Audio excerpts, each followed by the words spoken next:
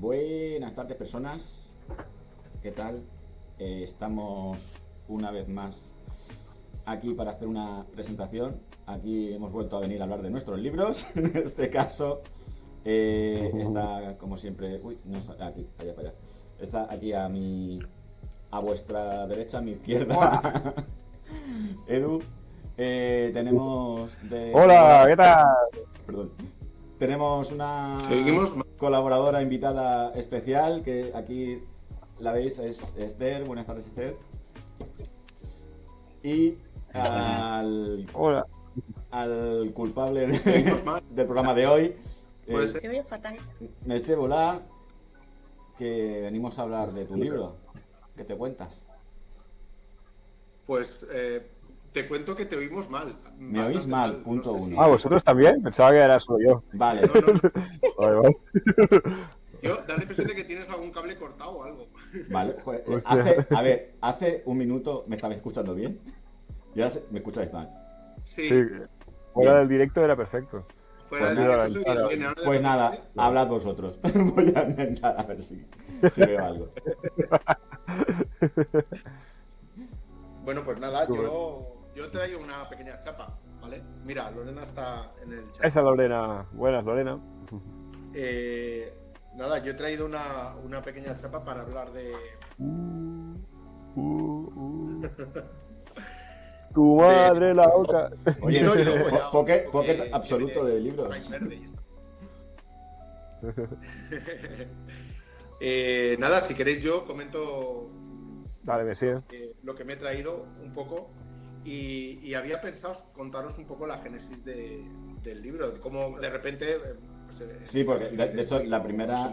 Sí, es como que la primera pregunta Por favor. obligada, ¿no? ¿De dónde viene esta locura? No te Claro, oigo claro. bien, no te oímos nada, ¿eh? ¿No me oís nada? Vale. ¿De dónde viene esta locura, has dicho? Sí, ¿de dónde viene esta locura? Ya ves. Necesito explicaciones, dice Lorena ya, y yo... Yo tengo una teoría. Yo creo que viene de leerle cuentos a tu hija. Entonces pensar, ¿de dónde sale todo esto? Y empezar a investigar. ¿No? Nada que ver. Bueno, esto es como teoría me gustaba. Estoy leyendo mucha literatura infantil últimamente, lógicamente, pero no he venido por ahí. Yo os lo cuento así rápidamente. Tu madre la Oca nació en abril de 2023 aproximadamente, ¿vale? Aún no estaba escrita, claro, pero nació ahí de un padre y una madre. El padre fue Raúl Sánchez, que os recuerdo que en aquella época nos dijo: poneros en el blog y escribid lo que queráis. No sé si tú sí que estabas Sí, conmigo. he publicado hace poco. Claro, eso tú has publicado hace poco, es verdad. Eso significa que yo vi que ahí tenía una opción de decir me obligo a escribir en un sitio ajeno a mí, ¿no? Y como que me obliga a escribir. Y entonces ya tengo algo ganado, ¿no? Por lo menos el trabajo ya está más o menos encauzado de alguna manera. Y por otro lado, la madre fue mi compañera de trabajo, que se llama Laura Cámara, que es una diseñadora buenísima. Laura Cámara. Que me dejó un libro de un amigo suyo que había hecho la traducción de los cuentos de Perrol para una editorial, ¿no? Entonces, pues eso, ya tenía el cauce para trabajar y el tema, porque claro, empiezas a leer los cuentos de Perrol y ves muchísimas cosas que te saltan a la vista. Y nada, pues eso, que me gustaría que la génesis fuera más espectacular y más legendaria, pero es que en realidad fue así. Está Si guay. queréis está os guay. hablo un poco de algunas claves creativas, ¿vale? Bueno, habla, interrumpidme cuando queráis, ¿eh? Solo una pregunta que tiene referencia a la génesis. Una de las cosas que me ha llamado más la atención es el título de Pierrot es o sea, mi madre la oca, o sea, está como en el subtítulo, y tú lo titulas Tu madre la oca. ¿Por qué hasta el pronombre? Pues lógicamente, o sea, es un poco darle una vuelta es como coger algo y hacer clac y darle la vuelta completamente. Me pareció es un poco tu puta madre la oca, o sea, pero... Claro, yo pensé eso, yo Sí, pensé yo eso. también. A mí me faltó el puta madre también. ¿Qué es eso? Bueno, sí, Genial. tu madre la oca, lo que pasa que también, bueno, como hay muchas referencias también al lector, ¿no? Cuando uno Sí. lee el tú, se ve también así un poco reflejado también, entonces Ah, me mira. resulta un poco como muy Relación directa, provocativo. Claro, Y claro. Hostia. ya para solo principio y final. Hay todo un paseo Ajá. y tu libro termina con un hasta aquí, no Ulises o Aquiles. Odiseo, Aquiles. sino Aquiles. ¿Por qué Aquiles? Bueno, eso, Spoiler. a ver, eso es otra historia. A ver, yo empecé a acumular ideas, vamos a llamarlo así, Ajá. y de repente me di cuenta que podía estar escribiendo esto eternamente, ¿vale? Claro, Que claro. me suele pasar muy a menudo. Entonces decidí ponerle un tope. Y lo planteé un poco como la paradoja de Aquiles y la tortuga, ¿no? Que Aquiles nunca alcanzará a la tortuga porque durante el tiempo que tarda en llegar a la tortuga ya ha avanzado un poquito. Mientras intenta llegar, la tortuga ya ha vuelto a avanzar.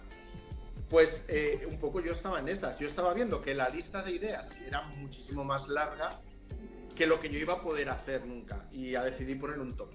Y el tope es hasta aquí llego Aquiles. Y ya está.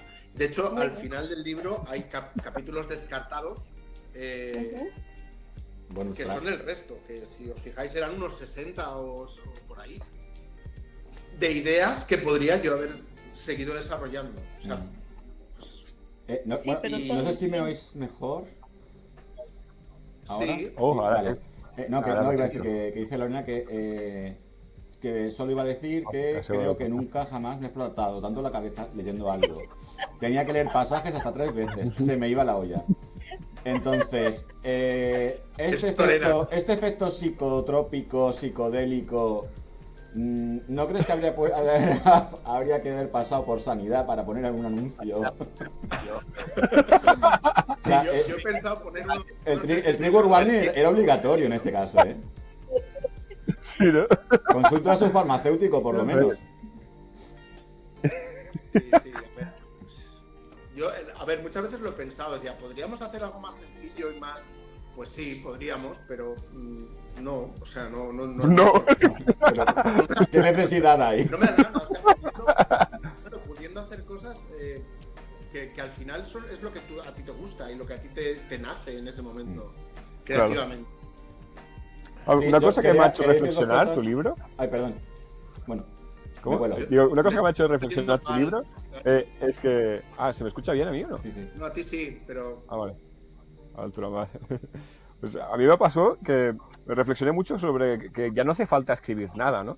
O sea, mientras leía eso digo, ya está todo escrito. Pero Sí, ya hace 10 tiempo. veces, multiplicado por 100. ya hace tiempo que está todo Y escrito. escribimos correcto, es sí, porque sí. necesitamos escribir, no porque necesitemos tener más material para leer, porque no nos hace falta.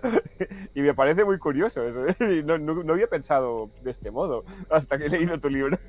Y es tal cual, o sea, entonces tiene más sentido escribir lo que tú quieres, no algo que se tenga que leer, porque en realidad, ¿para qué? Léete las obras buenas que ya hay por el mundo, si hay un montón. Tal cual. Esther, ¿ibas a decir algo? Ya, pero yo pienso, yo no en esto no estoy de acuerdo, porque aquí tú, por ejemplo, hablas al final, pones una notita diciendo que es un diálogo que haces con la obra de Pierrot. Y yo leyéndolo casi un poco como que me preguntaba si ese diálogo no tiene algo que ver con esa famosa querella, ¿no? Que inició también Perrault, ¿no? Y en el diálogo, sin más que un diálogo, es una especie de disputa, ¿no? Con el Sí. antiguo, con el Los Perrault, antiguos y los modernos. Exactamente, con toda la tradición que nos vamos, digamos, tragando y que vamos asimilando en los cuentos y en todo lo que vamos leyendo, ¿no? Entonces, Sí.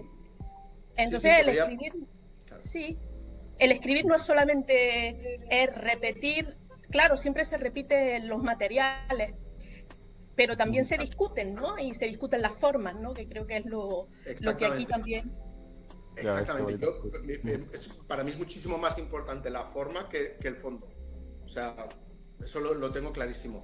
Al final tienes que encontrar temas sobre los que hablar, pero realmente lo importante para mí son las formas.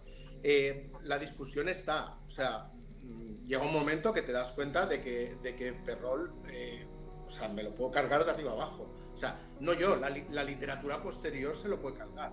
De hecho, él defendió a los modernos, pero se ha quedado antiguo, ¿vale?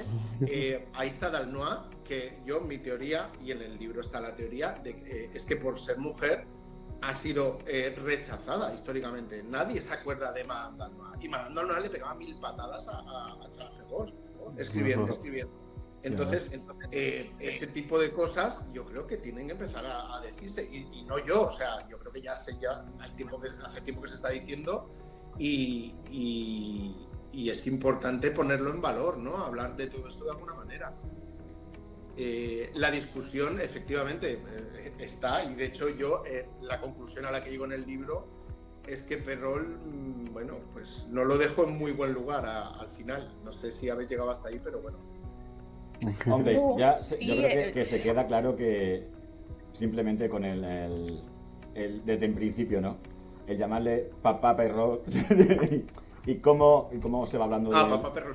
ya va quedando claro un poquito de el tono con el que se trata. Sí, no es tanto a Perrol en sí, sino a lo que representa. A lo que representa, eso es. O sea, a toda esa tradición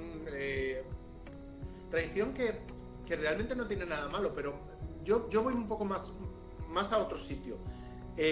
No es tanto a esa tradición, sino a cómo nos lo han ido vendiendo a lo largo de las décadas, ¿vale? Cómo nos lo han ido diluyendo y edulcorando y atontizando, si se pudiera decir así. En cierto modo están un poco idealizados y ya no se tocan. Hasta si se han tocado hasta la saciedad. O sea, no, pero quiero decir que no se toca, o sea, quiero decir, no que quiero decir que no se, sí, obviamente, si hablarlo estamos hablando de Disney, por ejemplo, ¿no? Que no es que no se toquen, sino que se ha idealizado esa figura y esos cuentos, incluso se han tergiversado de lo que tú dices, ¿no? Dulcificándolos y tal, pero que no se tocan en el sentido de que no se hace una aproximación realmente crítica, que están como vacas sagradas, en cierto sentido, y muchas veces es la aproximación a las versiones light, masivas, que incluso el acercamiento al verdadero origen de todo, ¿no? Es como que mucha gente conoce los cuentos por las versiones pues más Disney o más tal, tienen el autor original en una idea de él completamente irreal, porque es la fabricada por estas Estuvimos versiones. Muy mal, Dani. Estuvimos regular.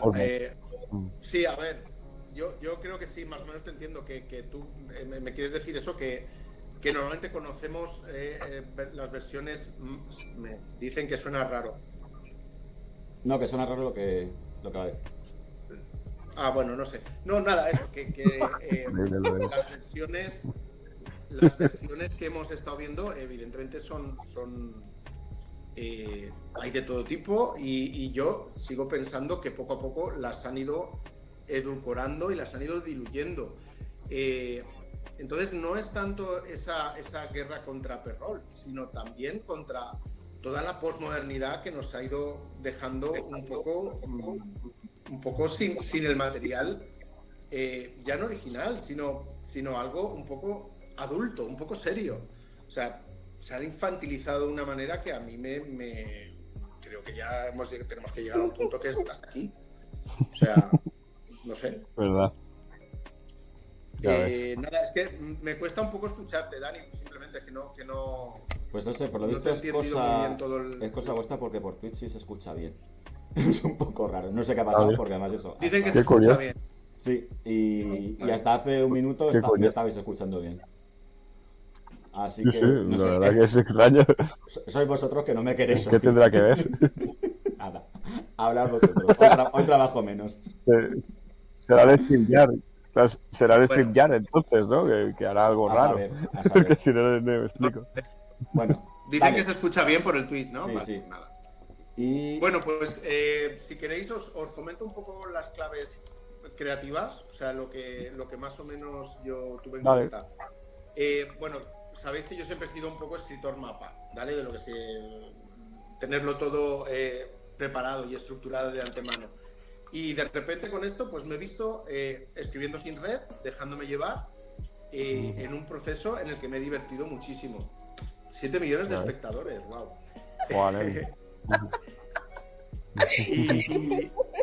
Y nada, os comento los elementos, ¿vale? No sé si llamarles brújulas, pero bueno, un poco los puntos de apoyo, ¿vale?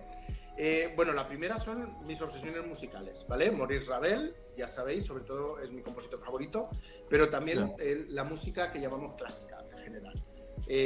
Yo he usado un montón de ideas que las he ido tratando casi como personajes, ¿vale? Y han ido ocurriendo cosas conforme, cosas abstractas, como obras, en este caso musicales, pues casi que toman corporeidad y se convierten en personajes de la novela. Una segunda clave sería la relectura de los cuentos clásicos, ¿vale? Lo que estábamos hablando hace un momento, en este caso del barroco francés, desde posiciones actuales. Los tengo por aquí también, sí. Genial. Pues atendiendo sobre todo a esas partes en las que la visión occidental capitalista de Disney y compañía pues nos ha ido edulcorando o directamente robando. Hay cosas que ni las hemos olido, ¿vale? Si no vas a las fuentes a leerlas, ni las hueles, ¿vale? Pues nada, y esas partes creo que merecen ser expuestas, revisadas, deconstruidas, ¿vale? De hecho, yo estoy convencido de que se está haciendo. O sea, si estuviera Daniel HR nos lo podría confirmar. Desde el punto de vista académico, o sea, hay muchísima gente estudiando muchísimas cosas que para el grueso de la población, para el mainstream, está quedando absolutamente escamoteado. Vale, esa sería otra de las claves. Una tercera clave pues sería la propia necesidad de alejarme mía de etiquetas, de géneros, de estereotipos, de cualquier mandanga, ¿no? Buscar enfoques poéticos y ensayísticos al mismo tiempo. Acercarme a las fronteras o a los límites, ¿no? Y tirar unos cuantos tabiques por allí. Esa sería otra de las claves. Y hay otra última clave que podría parecer anecdótica, ¿vale? Pero creo que ha sido más importante, ¿vale? Está relacionada con los títulos. Una de las premisas, no sé si está claro, la obra es absolutamente inclasificable. Chapó por eso. Gracias, Lorena. Bueno, lo que os decía, una de las premisas que adopté desde el principio fue que cada título de los capítulos tenía que empezar por la letra P, ¿vale? Supongo que os habéis dado cuenta, claro, porque todos empiezan por P. ¿Qué ocurrió entonces? Pues que mientras leía a Perrault, a Dalnoy y los demás, pues iba haciendo una lista de palabras o frases o hallazgos que empezaban por P. No tenían que ser necesariamente de lo leído, a veces eran construcciones hechas del habla normal, por ejemplo, planteamiento, nudo, desenlace, o pares o nones. Pues eso, incluso frases o palabras inventadas, ¿vale? No tenía importancia.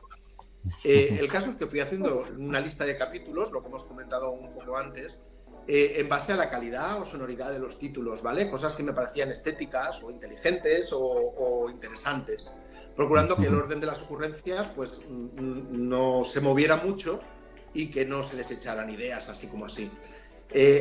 Entonces iba escribiendo a razón de capítulo por semana, más o menos, a partir del título y dejando volar la imaginación sobre esos puntos de apoyo que ya hemos comentado. La novedad debería ir surgiendo sin tramas explícitas, más por asociaciones de elementos, que creo que es lo que ha pasado, de personajes ajenos o históricos, de ideas, referencias culturales, mitológicas, y siempre con la intención esta de desmitificar todo el azúcar que nos echaron encima por sistema, ¿vale? Recrear un poco los mitos, haciéndolos un poco más nuestros. Esa creo que es la idea de la novela. Claro, no puede salir una novela clasificable. Yo estoy convencido de que desde estos puntos de partida te tiene que salir otra cosa. Quizá más próxima al ensayo, ¿vale? Pero también huía de hacer un ensayo, o sea, no quieres hacer un ensayo. Entonces, ¿inclasificable? Pues, como decía Lorena, pues sí, yo creo que sí. Bastante fuera de lugar, ¿no? Digamos. Y nada, si queréis comentamos algo más o me decís lo que sea, y si no, yo os comento las tramas, si queréis. O... Dime, Esther, corta. Tú interrúmpeme cuando quieras. No, una pregunta, porque he visto que tienes también leí, aunque no sé si lo he terminado de leer, pero creo que sí, también tu libro de sonetos, que son 100. Entonces tú aquí repites otra vez el número. Sí. Y mi pregunta es, ¿por qué? Porque sí, tú le has dado, Es una no, le has cara dado que tiene este una, hombre. se llama un hexaedro, es un hexaedro, que son Sí. unas figuras geométricas con 100 caras, que Sí. pueden ser, que no tienen que ser todas iguales, que son diferentes. Un poco es programático, ¿no? O sea, no programático, pero sí que tiene su, Claro. su parte simbólica, ¿no? O sea, porque yo lo veo aquí todo muy, muy, muy, muy bien cosido. Aunque nosotros vayamos leyendo y nos pasa, y como cuando vas cosiendo con máquina de coser, pero se te olvida de poner la canilla debajo y vas cosiendo, cosiendo, cosiendo y deshaciendo, y dices, ostras, ¿qué he leído? Lo voy a traer. Pero tú tienes todo bien, bien y bien cosido. O sea, me da la sensación. A mí por lo menos, cuando te empiezas, cuando te pones a bucear en el lavabo, Buzo debajo de la es genial, me encanta. es de Sí, Rayuela. Esa es una metáfora de Rayuela, que la ha eso sacado es de Rayuela, correcto, Y correcto. está todo como muy... El texto te ha salido muy bien, vamos a decirlo así, ¿ya? Claro. Raúl es un Illuminati y sus libros están llenos de... sí, a ver, claves secretas hay un montón. A ver, A ver, evidentemente cuenta. Rayuela está ahí. O sea, Hay mucho es- Rayuela. Entre de otras, hecho, entre otras. entre otras cosas. Pero Yo he sí es encontrado verdad que hasta- Rayuela- Digo que he encontrado hasta referencias del Quijote, por ejemplo, bueno, hay expresiones que conocemos ya, pero por ejemplo hay un capítulo en donde habla sobre el narrador, o sea, el narrador se expresa y empieza a hablar de que, no sé si es o sea, que tiene el cuerpo al lado y tal, y resulta que dice un número de cabeza y me resultó súper interesante porque dijo un número. O sea, de pronto me recordé a la cabeza mecánica del Quijote y precisamente el número de cabezas que tú dices corresponde con el capítulo de Quijote donde aparece el aparato con la cabeza, ¿no? Parlante. Pues O sea, puede ser, pero ahora mismo no lo tengo eso. No lo tengo en el recuerdo. Si ocurre, ha sido inconsciente. ¿Vale? Entonces es una casualidad tan mágica, ¿eh? Es una casualidad Sí, mágica. no. Seguramente habrá muchas, pero el caso es que a mí lo que me gusta es pensar que estás haciendo un cesto en el que pueden caber muchas más cosas de las que tú pretendes meter al principio. Ese cesto lo puedes vaciar y lo puedes llenar de lo que tú quieras. Eso es una idea también muy cortazariana, de obligar al lector a rellenar los huecos, ¿vale? Y aportar su granito de arena. Evidentemente, esta novela no es nace, crece, se reproduce y muere. O sea, aquí no, aquí hay que trabajar para leerla. Hablabas del Quijote, ¿vale? Hay un capítulo que es un poco la poética, que es poesía al cuadrado, ¿vale? Sí, justamente la poética después en la que, o sea, el libro de instrucciones para leer el libro, y ese capítulo acaba con vale, como el Quijote. O sea, vale. Claro. O sea, Sí, y cabeza y alma de cántaro y cosas esos que son expresiones muy, muy del Quijote, ¿no? Sí, bueno, sí. pero es igual.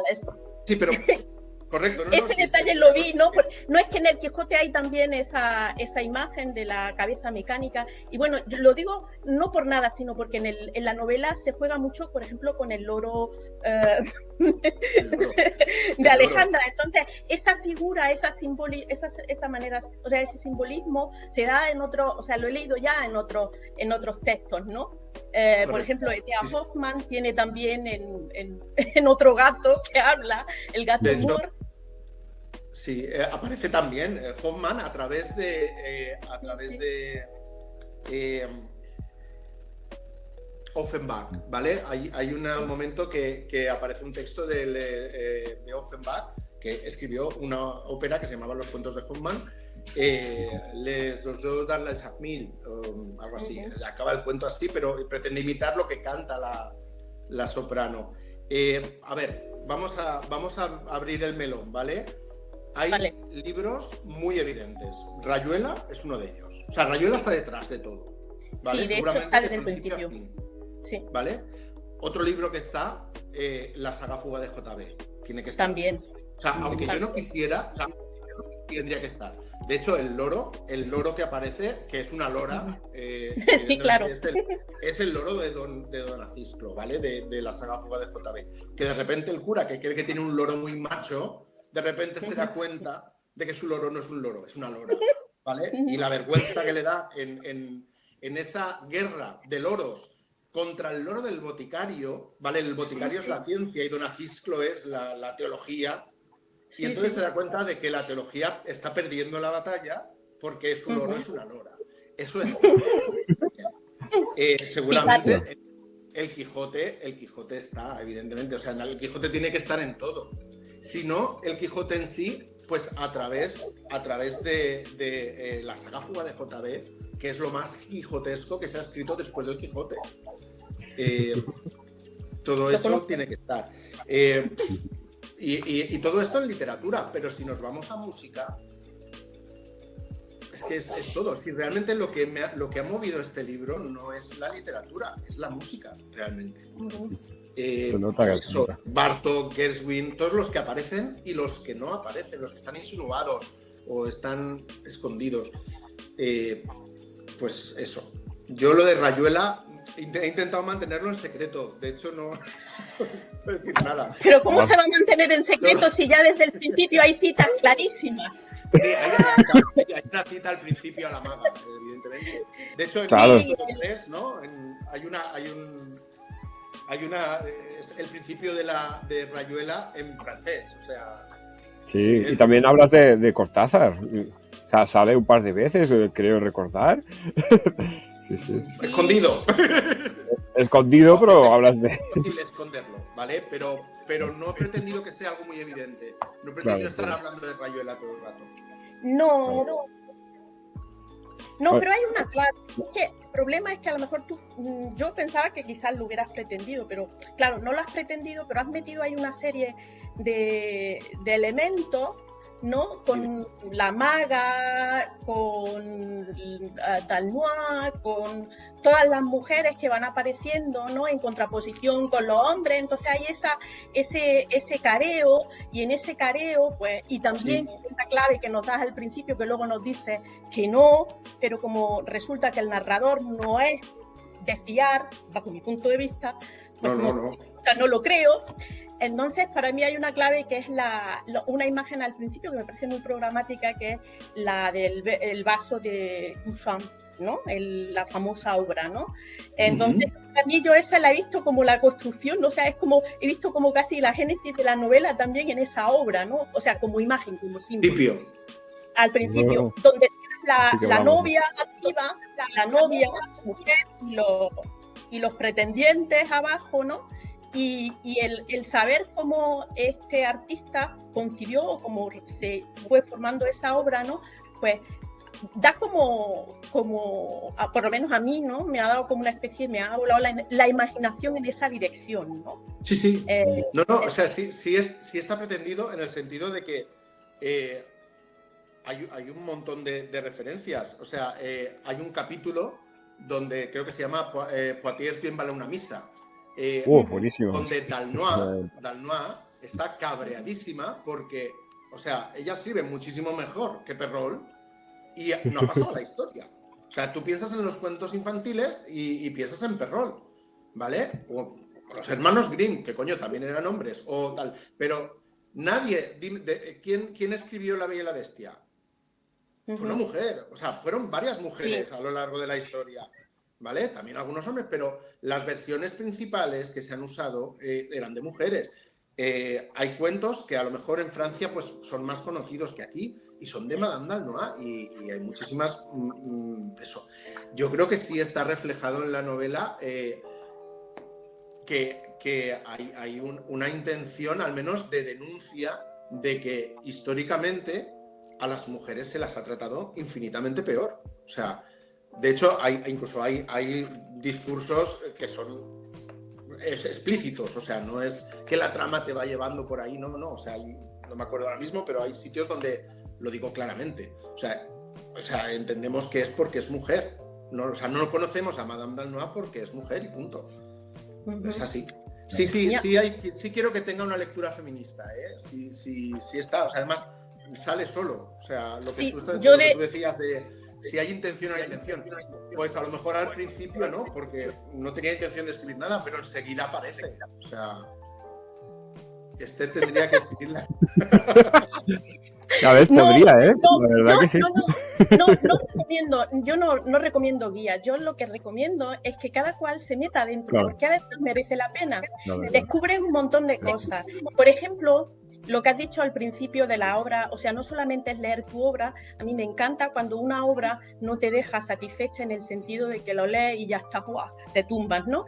A mí me gusta una obra que te hace un poco investigar, ¿no? Y entonces yo a través de tu obra he leído los cuentos tradicionales de Perrault y a mí me ha sorprendido un montón de que yo decía, vivía en un mundo completamente, yo qué sé, ¿no? Porque yo tenía en la cabeza todas las versiones de los hermanos Grimm, que están totalmente edulcoradas, como tú dices, y todas las versiones románticas que se han hecho después. Entonces, encontrar, por ejemplo, esas versiones, una Caperucita donde la cortan, donde no la salvan, por ejemplo, y te preguntas qué sentido, qué hizo Perrault en ¿por qué se escribió así? Eso que tú dices, por ejemplo, de Madame d'Aulnoy, que escribe mejor o peor, yo no me meto en eso. Yo creo que son diferentes maneras de escritura y son de diferentes públicos, ¿no?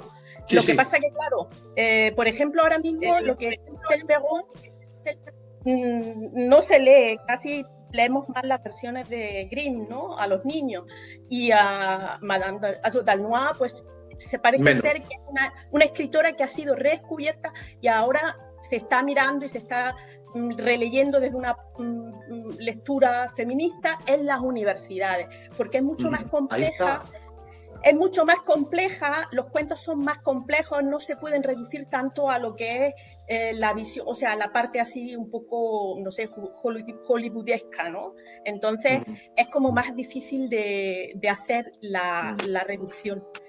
Entonces, tu libro, yo animo a que lo lean porque te animan a leer esas cosas y luego, pues, tiene otra parte muy graciosa, que es, lees la primera parte donde todavía no aparece d'Aulnoy, ¿no? La señora esta, y estás ahí luchando ahí, como tú dices, en el cañaveral, abriéndote camino, pero de pronto cuando aparece esta señora, de pronto lo que es el relato se desata, o sea, parece que te parece que tiene esos huesos que teníamos antes, se van poniendo con carne, ¿no? Con carne de esta señora, ¿no? Sí, va tomando forma y cuerpo. Claro. Y te ríes un montón. Yo antes le decía a Eduard que me parto de risa. Yo hay capítulos donde nada es que pensar en la imagen. Sí, eso es súper divertido. Y no paro de reír. Claro. Me muero de Entonces, quiero decir que es muy, muy divertida. Es muy divertida tu obra. O sea, la Oca esta, tu madre, o nuestra madre, es súper divertida.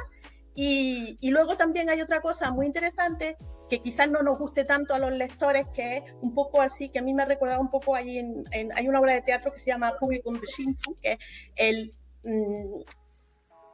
agredir al público, ¿no? En teatro, donde lo pones, que lo soy unos gilipollas, que no sabéis leer. Lo que hacía Leo Bassi, ¿no?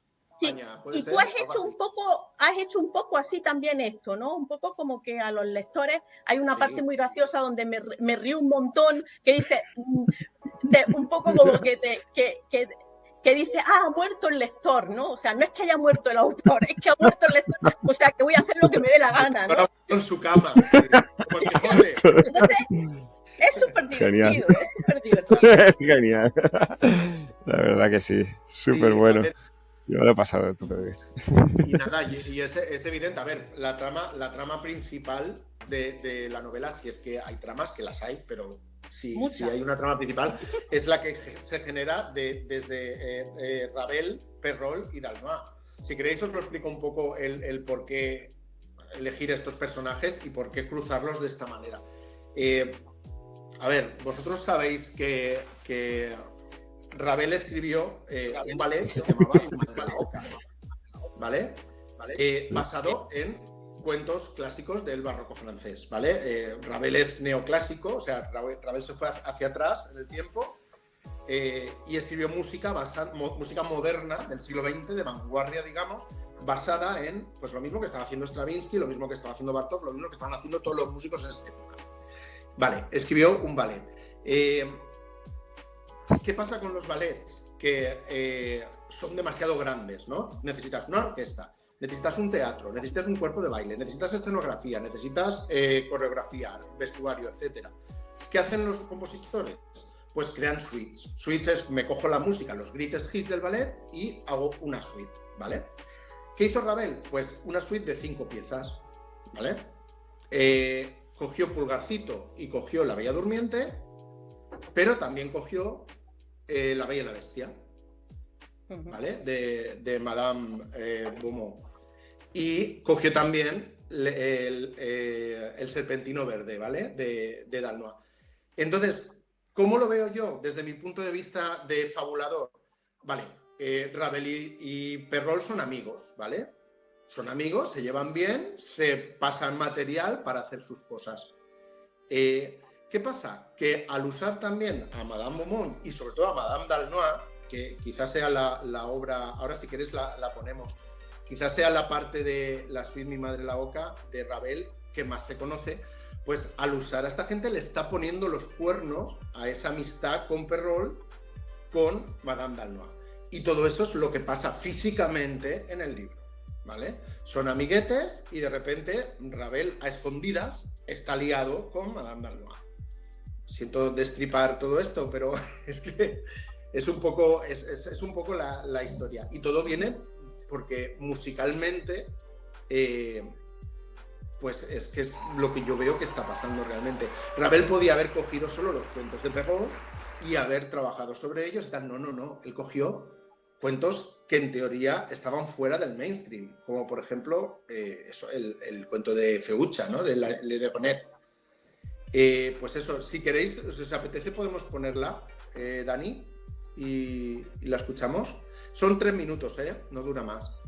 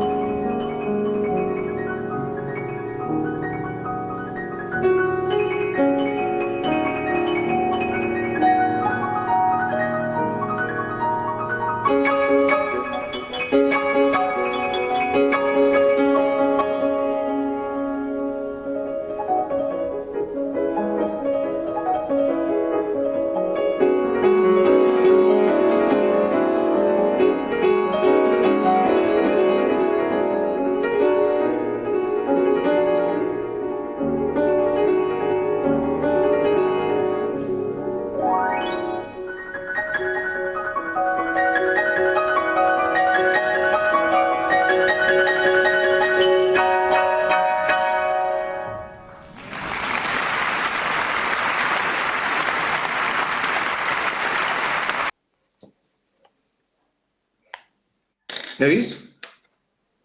Sí. Vale, bien. Ya está. Pues nada, eso quizás sea pues un poco el punto de partida, una de los grandes anclajes de la novela. Por eso os decía que la novela era muy musical, o sea, no también literaria, evidentemente, pero sobre todo creo que musical. Ya ves. Y hay más, o sea, hay otra trama principal que es la trama que hace Lee Krasner con Gershwin y con Bela Bartok, ¿vale?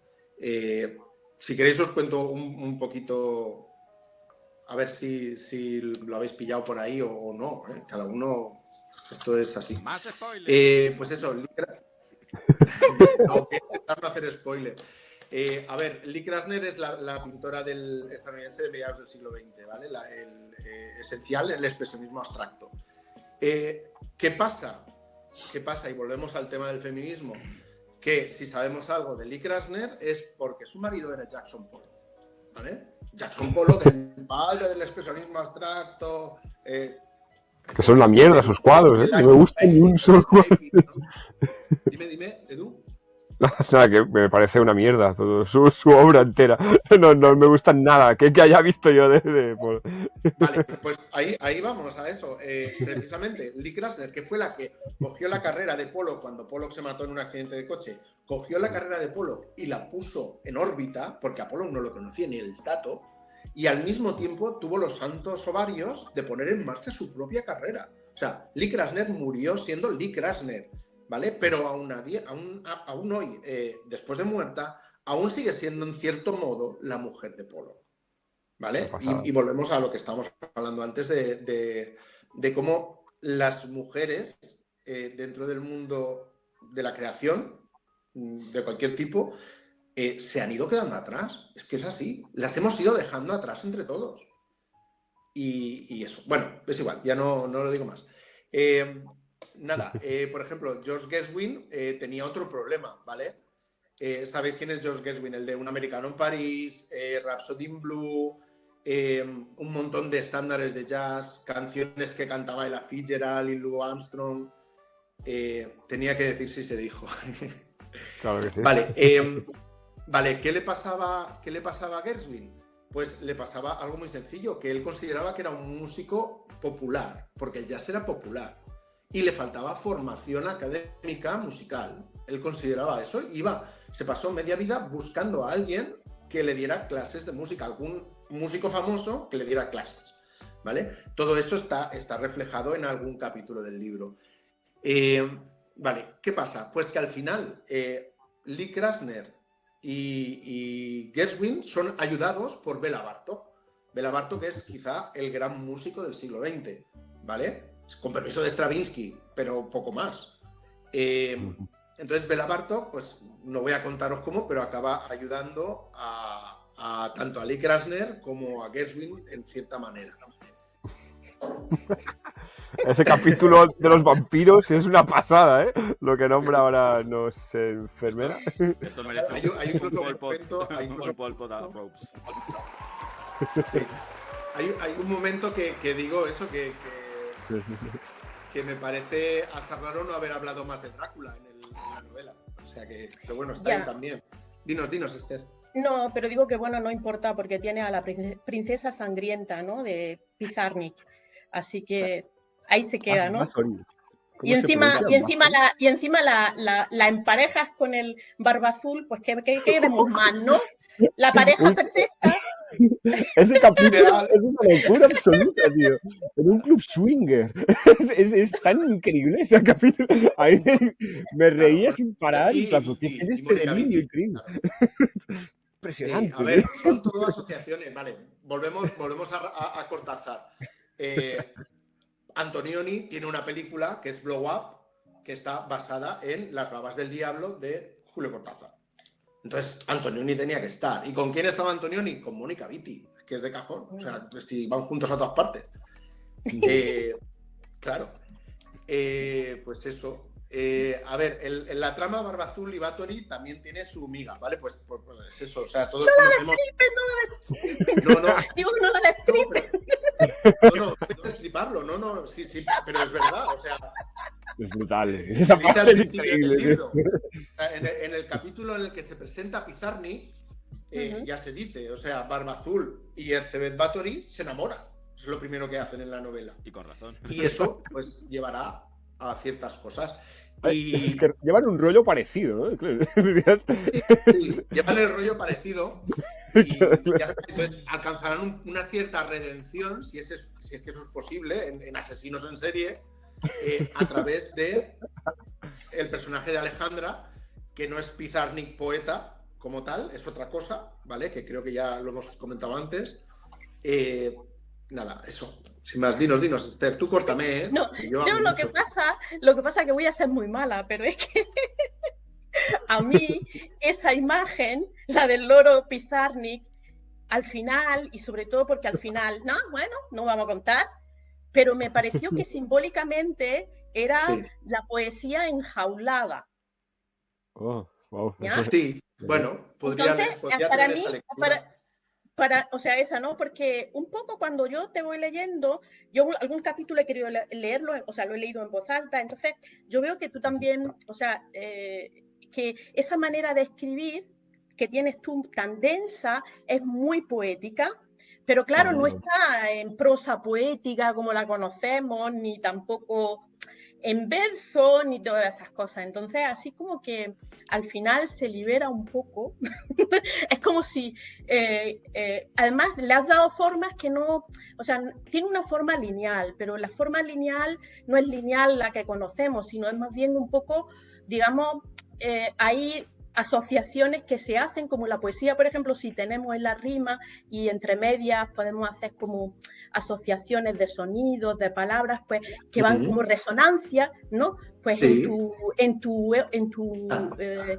novela, ¿no? Hay ese tipo de estructuras, ¿no? Y de resonancia. Entonces, cosas a mí que se repiten, que te van... Sí, es como...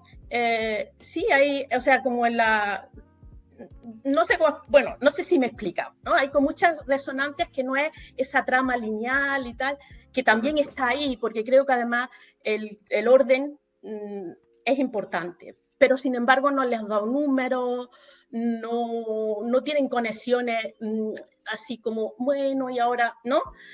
Entonces, por eso me ha parecido como muy poética también de esa manera, ¿no? Pero a pesar, o sea, es muy poética, pero es como una poesía enjaulada en otro formato, ¿no? Entonces, como que al final me ha alegrado mucho de que la Lora Pizarnik la liberaran. Y además es una poesía torturada porque está continuamente, o sea, hay esa manera sádica, ¿no? De tratar a la pobre pájara, ¿no? A la lora, ¿no? De Pizarnik, ¿no? Entonces es como si la misma escritura estuviera siendo un poco mal, o sea, no maltratada, pero sí, no sé si me explico, ¿no? Sí, un poco como... ¿no? Y al final es como la poesía se libera. Sí, y al mismo tiempo... Esa es mi lectura. Claro. Y al mismo tiempo la necesitas, ¿no? Para funcionar, si no, no seríamos escritores. O sea, la necesitas para funcionar, pero yo necesito, en cierto modo, lo que tú dices, maltratarla de alguna manera. O sea, intentar hacer algo pues, quizá doloroso con las palabras, porque al final las palabras te lo devuelven. O sea, no hay más. Y hay un maltrato del lenguaje, pero o hay también un maltrato del escritor cuando en el proceso de escribir que se tiene que... Claro, la tortura es recíproca, claro, es un poco esto Semana Santil, ¿ya? ¿Vale? Esto ya es Semana Machacar Santa. al loro, ¿no? Claro. Y al mismo tiempo... Machacar al loro, ¿eh? Cuenta tu historia, ¿no? ¿Vale? Y al mismo tiempo cuidarlo mucho porque depende de ti, depende de ese loro, ¿vale? De ese loro depende que tú hagas algo en condiciones, que es lo que le pasa a Perrol, ¿vale? Necesita tener esa inspiración, en este caso es inspiración muy concreta, ¿vale? Yo sí es verdad, por ejemplo, que, y esto mi mujer os lo puede contar, he leído los capítulos hasta la saciedad. O sea, yo estaba una semana leyendo el capítulo, ¿vale? Leyéndolo en voz alta. Y lo repetía, y cambiaba un poquito aquí, un poquito allá. O sea, yo creo que sonoramente la novela está bastante aceptable. O sea, tú la puedes leer en voz alta y en todo momento te va llevando. ¿vale? Una cosa que yo también yo creo que ahí me lo he currado mucho. No sé si me por allí, pero bueno. Sí. Una cosa que sí que es verdad que a cuento de esto, ¿no? Que yo quería comentar, que aparte de que sí, bueno, un poco lo que decía Esther, poesía también tiene como mucha musicalidad, incluso se nota, ¿no? En cuanto a, pues eso, temas que se repiten, temas que evolucionan, pues eso, tipo de composición. Pero también, desde mi punto de vista, mucho de teatro, de escenografía, ¿no? O sea, hay capítulos que no los he llegado a leer en voz alta, pero sí que en mi mente los estaba interpretando alguien en lo alto de unas tablas. O sea, el narrador se convertía, pues, yo qué sé, en un Pepe Sacristán o el Brujo, uno de estos actores, además, que tienen una presencia importante. Hay muchos capítulos que digo, esto funcionaría que te cagas en teatro. Pues no lo he pensado, pero sí, podría ser, claro. Y claro, y forma parte de eso, aparte de la música, la sonoridad que tienen, pues eso, muchos pasajes y el ritmo interno de tanto de los capítulos, o sea, y el equilibrio de balancear una literatura alta con una literatura coloquial, o sea, o incluso soez, ¿vale? Y estar todo el rato balanceando en las dos cosas. Sí, hay uno creo que está al principio, ¿no? Y luego los diálogos locos. Cuando no recuerdo exactamente cómo era, pero era como que estaban hablando rollo bros, incluso medio reggaetonero. Hay un es al principio. Es que están hablando el príncipe y la princesa o algo así. Y era un poco, él es un poco Jim Bro y ella es un poco reggaetonera. Qué risa. Pero queda genial. Creo que está por el principio. Eso se rompe cuando dice, bueno, vale, ya sabemos que Perrol está a la última. Claro, como que... O sea, a la última, vale, pero ¿ahora qué? ¿Qué hacemos con esto? Claro, sí. Claro, este comentario es bastante acertado, en cierto modo. Pero mola. Tenés una mierda, pero mola. Bueno, pues me alegro porque un poco yo creo que es eso. A ver, yo cuando leí la saga Fuga de JB, de Torrente de Ballester, por primera vez, hace 25 años, no me enteré de nada. Pero la sensación que tenía era de haber leído la Repanocha. O sea, no me entera de nada, pero es la mejor novela que he leído en mi vida. Entonces, qué maravilla, yo entiendo que no digo que mi novela sea la mejor novela que hayáis leído en vuestra vida, pero sí entiendo que a pesar de, a lo mejor, haberos llevado por sitios a los que no es fácil ir o no queréis ir, pues, coño, al final la sensación ha sido un poco buena, un poco positiva. También está claro que la sensación de lectura, ¿no? el trabajo. Que no es para todos los públicos. Y claro, yo también pensaba, digo, que cae un poco en mala época tu novela, pero bueno, ha caído cuando tú lo has escrito, ¿no? Pero es que la gente de hoy en día que escribes en redes sociales cualquier cosa y la primera respuesta suele ser contexto. Tío, pues si no te la búscalo. Bueno, ya es que yo en Twitter no estoy, pero sí, claro, que esa es otra, es preguntarle a la IA qué me estás contando. Es un complicado, ¿no? Tienes un público difícil. O sea, es más fácil que nunca. Estoy leyendo. Yo creo que es ideal, pero. Hostia, esto no sé lo que es, voy a buscar.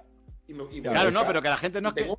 Pero el problema es que mucha gente no va a buscar. No lo hace, ¿eh? Es que sería fácil ir a buscar la referencia, pero es que no, es que preguntan, quieren que tú se lo des. De hecho, hay un capítulo también en el que le digo al lector que va a tirar mi libro por la ventana, que es lo que decía Cortázar, ¿vale? Que iba a tirar el libro, o sea, que podéis tirar Rayuela por la ventana, si os da la gana, me da igual. Pues yo cojo un poco eso, ¿no? Y entonces el libro va cayendo delante de unos adolescentes que lo cogen y lo leen a escondidas. O va cayendo delante de una que acaba de salir de currar 12 horas en un bar. Pues eso. O una anciana que recoge el libro que casi no puede ni agacharse a recogerlo. Claro, y ese capítulo acaba diciendo, si tú lees el libro, si no lo tiras por la ventana, vas a dejar sin leer a toda esa gente. O sea, tú eras. Daniel, Vale, malos tiempos para la lírica. Sí, sí, Malos tiempos completamente. para la lírica. Correcto. Para Y- la poética. Y eso, Los Lorena. capitulitos son como poemas. Son pequeños, son Son poemas, poemas. pequeños. Sí, sí. De hecho, Pizarnik, lo mejor de Pizarnik para mí es la prosa poética que tiene. Por ejemplo, la Condesa Sangrienta, todo esto que hace ella. A mí me parece maravilloso, me parece increíble.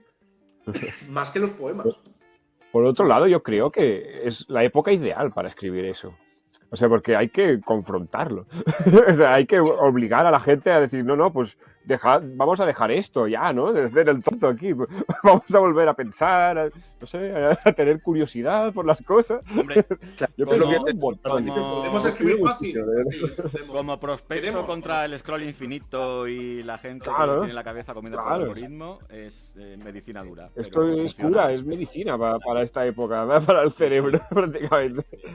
Sí, sí. Si tiene- Yo he aprendido muchas cosas. He aprendido sobre Ravel, he aprendido sobre Debussy, Claro. que no sé si lo pronuncio bien, Mensaje, pero estoy mensaje flipando. para esos jovencitos confusos que nos ven y esas jovencitas confusas que nos ven. Si el TikTok os tiene el leer, cerebro leer frito mucha- y el Instagram ya os sale por las orejas, lee tu puta madre la oca, perdón, tu madre la oca, Madre la boca. con una enciclopedia británica al lado y vais buscando cosas. No, no hace falta. Si podéis tener al Claude este o al. Sí, pero que no, o al pero ChatGPT. no para buscar, pero bien. No... Claro. No, si el chat GPT enseguida se pone a decir tonterías. O Y sea, como no dice pasa nada. Lorena, el rato de porro no te lo quita nadie. Porro, no te quita nada. Por cierto, están todos fumando todo el rato. O sea, en la novela. Sí, O sea, todos fuman los un montón. personajes están fumando. Esa parte la leí en la cama a la 1 de la noche, en voz alta y riéndome todo el rato. Y fue en plan, y yo he dejado de fumar porros y digo, hostia, si no hace falta, si leyendo, puedes conseguir lo mismo. Y sin efectos secundarios, Fantástica, señora. de verdad. Sí, sí. Buenísimo. Son Yo lo todo he pasado ventajas. muy bien, de verdad. Todo ventajas. Todo ventajas. Sí, sí. Pues Qué nada, bueno. yo no sé, es que a ver, sí es verdad que creo que el libro da para comentar muchísimas cosas. O sea, podríamos hablar de, por ejemplo, la búsqueda de Rayuela en el centro de 1 minuto y 15 segundos para el hachazo. El centro, el No, no sé un qué. poco más. ¿Vas a pegar el hachazo? No, tío. No, no le pongas hachazo.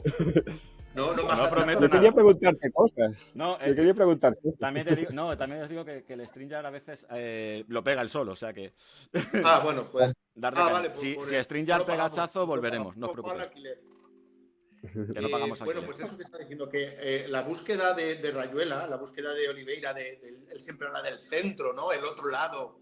En un momento dado cree que la maga es la Beatrice que le va a llevar a ese lugar.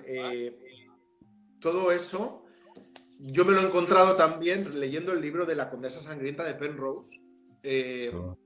Y me da la impresión de que el enfoque estaba relacionado. O sea, esta tipa que mató a 600 y pico niñas y jóvenes para bañarse en su sangre, dice la leyenda, lo que estaba buscando era un poco encontrar ese otro lado, ese paraíso perdido, ese lugar que no se sabe bien cuál es, pero que como que hay muchísimos personajes que lo tienen que encontrar.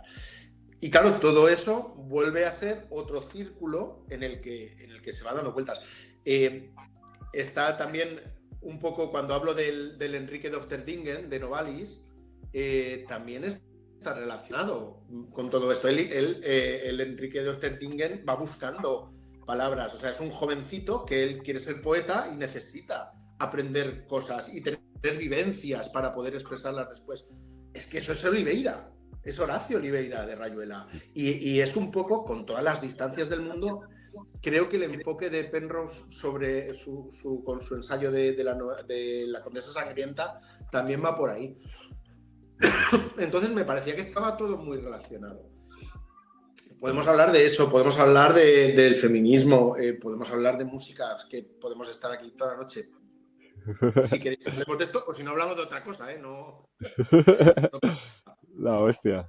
Podemos hablar también de la crueldad, podemos hablar de, Claro. o sea, porque todo eso está ahí, ¿no? Y no solamente lo interesante no es que es un reflejo de la sociedad, entonces los cuentos de tanto de Perrault como de Dalnois, y reflejan mucho también la sociedad de su época, pero lo interesante tú es el enlace ese que ha hecho con nuestra época, como diciendo, bueno, tampoco estamos tan lejanos de aquello, ¿no? Hace referencia, por lo menos en lo que se refiere a lo que es el arte, o sea, no solamente la realidad supera quizá a veces la ficción, sino también hay muestras, por ejemplo, a mí me impresionó mucho porque no conocía la película, donde tú haces una referencia al niño de la maga que muere, ¿no? A Rocamadour, ¿no? Y lo haces en referencia a esa película que yo he visto la escena, porque no la había visto la película, pero de pronto me llamó la atención y dije, y me quedé, pero ¿no? Sí. Es la escena del capítulo, creo que es el capítulo 23 de Rayuela, no me acuerdo, ¿vale? Pero no... Sí, claro, pero es lo interesante. Pero sabemos qué capítulo es. Lo enlazas también con la crueldad también, o sea, sabemos que en la época de Perrault, pues había mucha violencia infantil también, o sea, todo lo que es los cuentos y tal reflejan eso, la violencia no solamente a los niños, también a la mujer, ¿no? O sea, por su situación de vulnerabilidad, ¿no? Y entonces es algo que también, digamos, se refleja, ¿no? Que estamos a distancia a años luz, pero tampoco tanto en algunos contextos, ¿no? Sí, y yo el otro día, todo esto está escrito, ¿vale? Yo empecé en 2023, en abril, y acabé en abril de 2025, ¿vale? A razón de 1 por semana, 100, 2 años de escritura. Claro, yo estaba leyendo todas estas cosas de los ogros come niños, ¿vale? Y de repente aparecen el tema de Epstein y todo esto. Pues, ¿qué quieres que te diga? Es que todo eso ya está aquí. O sea, está aquí. O sea, aquí hay señores magnates desde sus áticos, ¿no? Que acaban, pues eso, está todo relacionado. Porque en el fondo no ha cambiado mucho las cosas. Y entonces ahí va yo a todas estas cosas. Coño, me estás diciendo cosas blanditas y cosas edulcoradas cuando aquellos cuentos ya me ponían sobre aviso de cosas que siguen siendo un peligro hoy en día. ¿Vale? Y siguen siendo un puto peligro. O sea, hay un capítulo, no me acuerdo cuál, que están el leñador y el molinero vendiendo a sus hijos a los gigantes. Sí, puta locura. Pero es que no son los cuentos del siglo XVII, porque los cuentos de vampiros te están avisando de esas cosas. ¿Vale? No, es que era real, es que cogían y secuestraban niños para lo que sea. Es que la condesa sangrienta es un personaje real. Es que Gilles de Rais es también un personaje real. Hostia, puta locura ese hombre también. Pero también ahí tenemos otra crítica que se puede hacer, que es el peligro también de la literatura, que es también con los estereotipos, porque claro, creamos siempre estereotipos. Es también un poco reforzar el estereotipo, ¿no? O sea, es como que vamos pasándolo de generación a generación también, cierto tipo de visiones del mundo y también de maneras de tratar también, o de tratarnos, ¿no? Y también, por ejemplo, con lo de la princesa sangrienta, es muy interesante porque ocurre que también parece que hay también o sea, es posible que eso se diera, ¿no?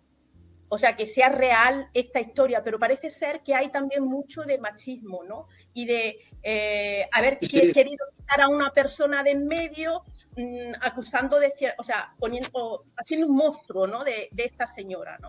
Entonces, esas cosas... Ya ves. Claro, sí, no, estoy completamente de acuerdo. Una cosa que quería decir, que me da curiosidad, cuando leí los cuentos de Perrault, hablan mucho de él. En este libro que compré, tiene su biografía. Entonces, el tío trabajaba por Luis XIV, XV, no estoy seguro. El Rey Sol, de los reyes más importantes de Francia.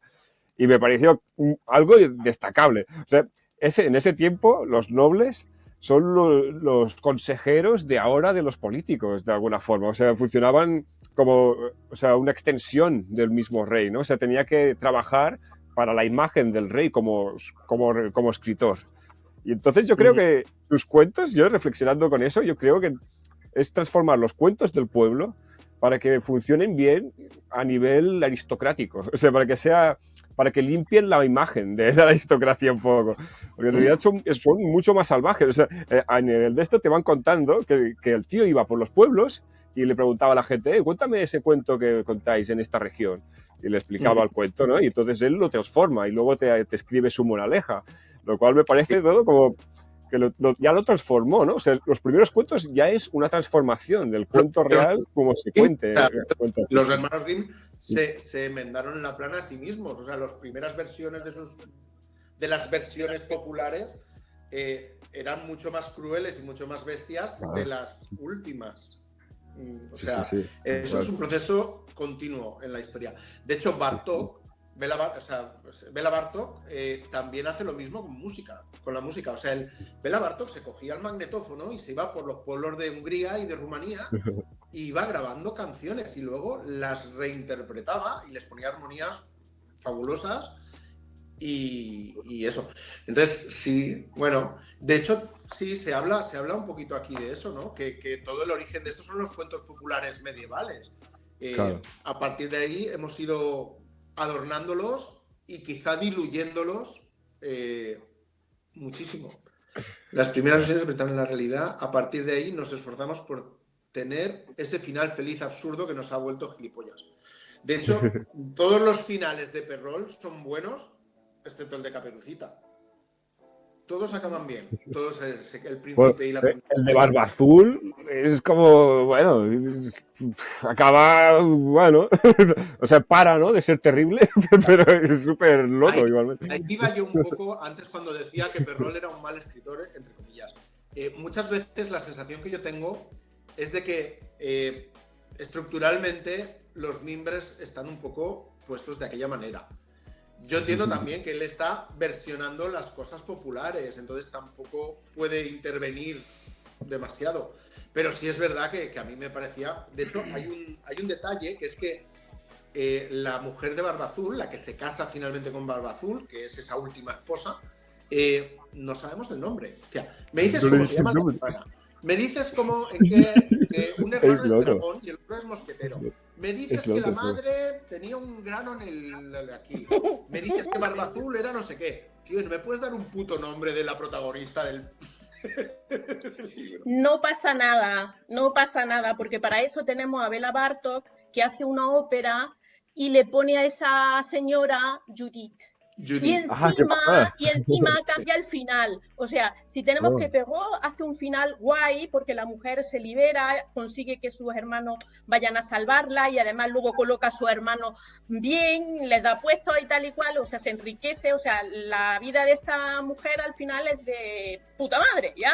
Porque ha matado o sea, consigue eliminar al monstruo, no es monstruo, pero al hombre rico que va asesinando mujeres. Sin embargo, viene Bela Bartók y cambia y le cambia el final, nos pone otro libreto donde la mujer no se libera. O sea,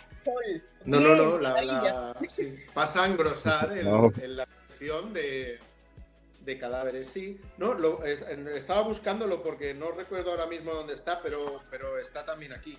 O sea, el final ese de la Judith de... Sí, está, creo yo. Por eso lo miré. Yo dio la casualidad de que había escuchado esa ópera hacía poquito y entonces me llamó la atención. Dura, ¿eh? Dura de escuchar. Que dura, es difícil. Sí. Y termina pues eso, con que... Y yo me llamó la atención, dije, ajá, ok, muy bien. Además, yo la escuché en directo, ¿vale? Yo la escuché en directo, el Castillo de Barba Azul. No con interpretación, o sea, no con escenografía, ¿no? Era una versión de concierto. Pero claro, el Castillo de Barba Azul de Bela Bartók es muy fácil de escuchar. A pesar de ser muy contemporáneo, es fácil de escuchar porque tiene muchísimas cosas populares. Mezcla lo más alto con lo más bajo y balancea siempre. En cambio, el Castillo de Barba Azul es una obra muy difícil de escuchar. De verdad, yo la he escuchado 1000 veces. Y cuesta, ¿vale? Cuesta entender. Vale, pues hay un momento en el final en el que el clímax de la obra, o sea, yo me acuerdo que estaba escuchándola en directo y aparecieron un refuerzo de 4 trombones más, ¿vale? Metales a tope, a punta pala, y con toda esa potencia que es que está representando ahí la muerte de Judith, digamos. O sea, el aquí os lo voy a cambiar todo. Y es el momento en el que de repente se calla todo y se queda todo en silencio, pero un silencio como yo no he vuelto a escuchar nunca. Y me parece impresionante. Claro, todo eso tenía que estar aquí, evidentemente, en la novela.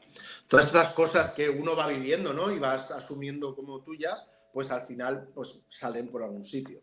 No hay más. Y me parece muy curioso que es verdad que es que cambia la historia, Barton. Sí. Le enmienda la plana. Le dice, tú te vas a escapar. Claro, es que vamos a ver, ¿me quieres decir que un tío de 2 metros, de 2x2, que es un armario luna?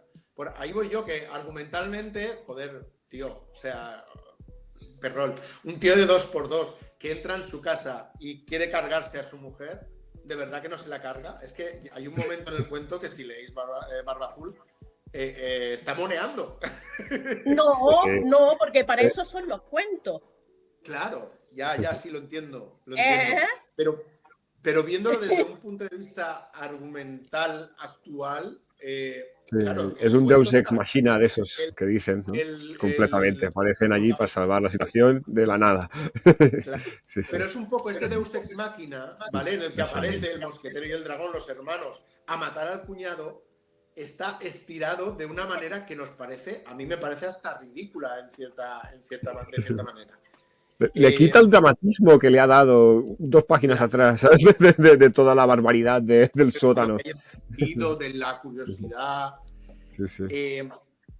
Yo qué sé. Y entonces de repente me haces esto. Ahí va yo, que a veces Perrol me deja un poco frío. Y Dalma no tanto, quizá. Es un poco eso. Sí te entiendo, es como lo de Caperucita, ¿no? Abuelita, ¿qué orejas más grandes tienes? Abuelita, ¿qué ojos más grandes tienes? Se va alargando el momento porque eso es parte del cuento. Pero en Barba Azul, a mí me da un poco de tal. Quizá al final fuera más el que plantea Bela Bartok. Pero yo pienso que la intención es otra en la de Perrault, porque él lo que ahí un poco muestra las mujeres tal y como las muestra son mujeres que se deciden por el saber, ¿no? O sea, es como la curiosidad castiga a la mujer, pues en el caso de Perrault no es la curiosidad, sino la tontería. O sea, si eres una caperucita que te crees todo lo que te dicen o no tienes cuidado, pues te va a pillar el lobo. Pero si tú eres una persona que quizás eres curiosa, quieres saber, pues ese saber quizás te libera, ¿no? En el caso, por ejemplo, de la mujer en Barba Azul, ella se libera a través del saber, ella abre esa puerta y descubre qué es lo que tiene, con quién se ha casado. Y eso es lo que al final es una condena, pero a la misma vez una liberación, porque puede liberarse a través de ese conocimiento, ¿no? De un déspota, ¿no? Vale. O sea, es otra lectura. Otro punto de conexión en esta red, ¿vale? Que hemos ido tejiendo. Esta historia de la curiosidad, ¿vale? En realidad es el clásico mito de Eros y Psique, ¿vale? Que está en Apuleyo, en el Asno de Oro. En el momento que ella, o sea, Eros le dice, si quieres estar conmigo no puedes saber quién soy, ¿vale? Y ella coge, y cuando está durmiendo, coge la vela y descubre que es el dios amor, el dios Eros, el que está enamorado de ella. Entonces Eros se pira porque le ha traicionado. Esa misma historia es precisamente la de Bonnet, la de Dalnois. O sea, Dalnois y Eros y Psique es lo mismo, ¿vale? Esa historia está tal cual explicada. ¿Qué pasa? Que Dalnois lo iba a decir infantiliza, pero no. Le da una vuelta caricaturesca, ¿vale? Lo caricaturiza. Hay una serpiente verde que en realidad es un príncipe encantado. Ella también está encantada porque ella era muy guapa y de niña la hicieron fea, nada mala. Y ocurre exactamente lo mismo. Él le dice, no quieras saber cómo soy, qué aspecto físico tengo, porque el encantamiento durará 7 años más y estoy a punto de cumplir ya la condena y si me descubres, tal. Evidentemente lo descubre, vuelven a empezar toda la historia. Y al final yo creo que también está muy relacionado con La Bella y la Bestia.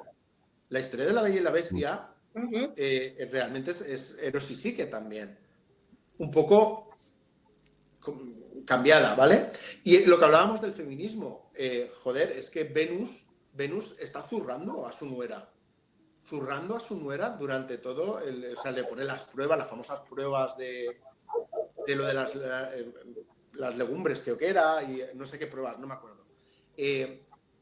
Pero también un poco lo que hablábamos, lo que decíamos de la rivalidad entre mujeres, o sea, a veces las mujeres son las propias que hunden a otras mujeres en todo esto. Creo que todo eso también está muy relacionado. En La Bella y la Bestia ha cambiado, o sea, realmente la bestia pobrecita que está, el encantamiento, tal, pero realmente en Eros y Psique es ella la que sufre todo esto. Y nada, pues eso. Podíamos estar así, ya te digo, relacionando cosas pues toda la noche. Ya ves, qué pasada. Yo quería decir otra cosa. Es si planeas traducirla, porque yo creo que esto habría que estar en francés. Esta novela tiene que estar. En Francia fliparían con eso. O sea, fliparía, les encantaría. Es su rollo, si además es el rollo francés, es de darle de vueltas a las cosas. Sí que pensé traducirla al valenciano. ¿Vale? Hacer yo mismo mi propia traducción, pero luego me di cuenta de que no tenía sentido, no tiene sentido, ¿vale? Porque el punto, yo lo he escrito, claro. No sería mía, o sea, sería preferible que lo cogiera un traductor y lo hiciera, claro, sí. Porque yo querría hacer la novela mía en mi lengua materna, que es el valenciano, y no podría, porque yo cuando la he escrito en castellano y las referencias son muchas veces de literatura castellana. Eso. Sí que empecé, tengo 3 o 4 capítulos traducidos, pero imposible. Sí. Bueno, a ver, más que traducir sería eso, una reinterpretación, o sea, querer decir lo mismo, pero en valenciano o en francés o lo que sea, lo tiene que hacer alguien. Sí, o sea, coger la esencia del capítulo, dar la vuelta y luego volver a buscar toda esa sonoridad, toda la poesía, todo el ritmo y la música que tiene.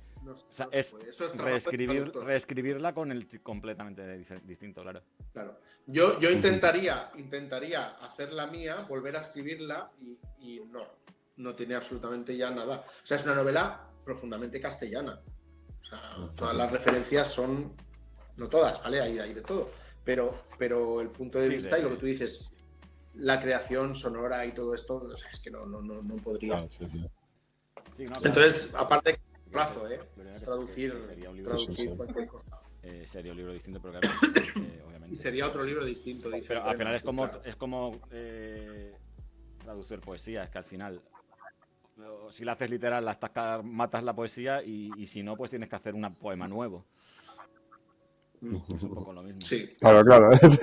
Hay tradición de alguna forma u otra, ¿no? Es como... Claro, siempre en la traducción siempre hay tradición. Me daba un poco de rabia, pues eso, o sea, realmente mi lengua materna es el valenciano. Entonces me da un poco de rabia estar tan castellanizado. Estás colonizado, hasta el punto tío. de que mi cabeza... Claro. A mí también me pasa, como catalán también me pasa eso. Fuck meseterian. Para poder estar, claro, meseterian total. Para poder usar y trabajar. Un beso a los meseterians. Obviamente, nosotros tenemos que hacer un trabajo, pues a veces que es imposible.